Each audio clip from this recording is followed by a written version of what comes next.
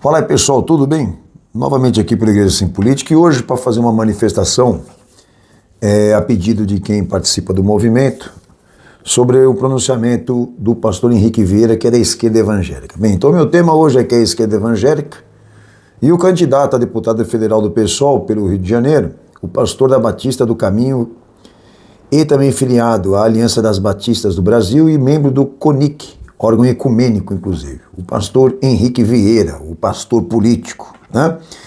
Só que em vídeo aqui, ele quer ser um pastor político diferente do Malafaia. O que ele quer dizer aqui? Que em vídeo, pronunciando contra o Malafaia, ele se diz candidatar a deputado federal, mas licenciado do púlpito da igreja dele em respeito à consciência de seus irmãos, e repudia o Malafaia por usar a igreja dele como palanque eleitoral e igreja em comitê político pelo Bolsonaro, defendendo a liberdade de voto e uma igreja sem partido e autônoma do Estado, né?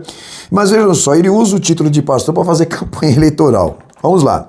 A estratégia desse cara é bem parecida com a teologia do Franklin Ferreira, que eu já expus aí, inclusive, nos canais. Ele que defende o papel do cristão na política como um agente de punição contra o mal, aquele dualismo, um militante da causa de Deus pela transformação de todas as esferas da sociedade. Ele defende que o cristão seja um servidor público, um agente social, né, das transformações, e também que o Estado poderia ser usado pelo cristão para refrear a injustiça, né?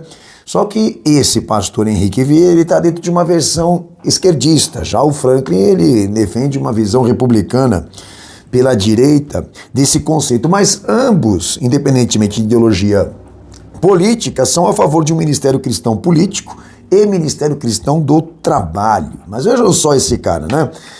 A dissimulação desses políticos evangélicos. Além dele querer convencer, né, os seus fiéis, os seguidores, de que ele tem uma coisa diferente do Malafaia, porque é tudo a mesma coisa. Malafaia leva o Estado para dentro da igreja, mas ele leva a igreja para dentro do Estado.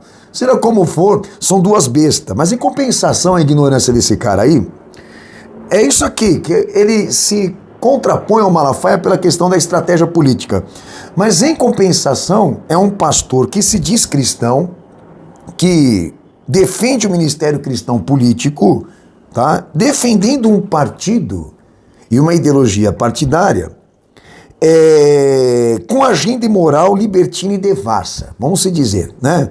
Esse cara é uma besta ao quadrado, porque a questão é que a direita ela usa o moralismo como estratégia política e a esquerda usa o quê? A esquerda usa a imoralidade. Vejam só vocês, que a esquerda é zoofilia, a esquerda é pederastia, a esquerda é pedofilia, a esquerda é ecumenismo, liberação das drogas. Quem que está na esquerda?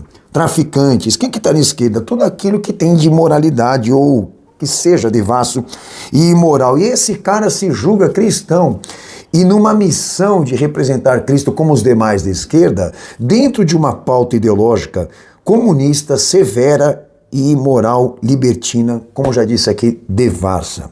E ele quer convencer os seus fiéis de que a parte moral da esquerda evangélica é o fato de não usar a igreja como palanque político, de dar aos seus fiéis a liberdade de voto por não influenciá-los, coisa que o PT nunca respeitou, que Lula nunca respeitou, que Dilma nunca respeitou, porque a igreja sempre foi usada por eles também, e continuam, obviamente, usando a igreja, mas não tão quanto a direita está usando agora. Então, é assustador a dissimulação desses caras, mas político é ser isso. Então, lembrando que no site ali igrejasempolitica.org nós temos levado exatamente ali os princípios hermenêuticos dessa questão.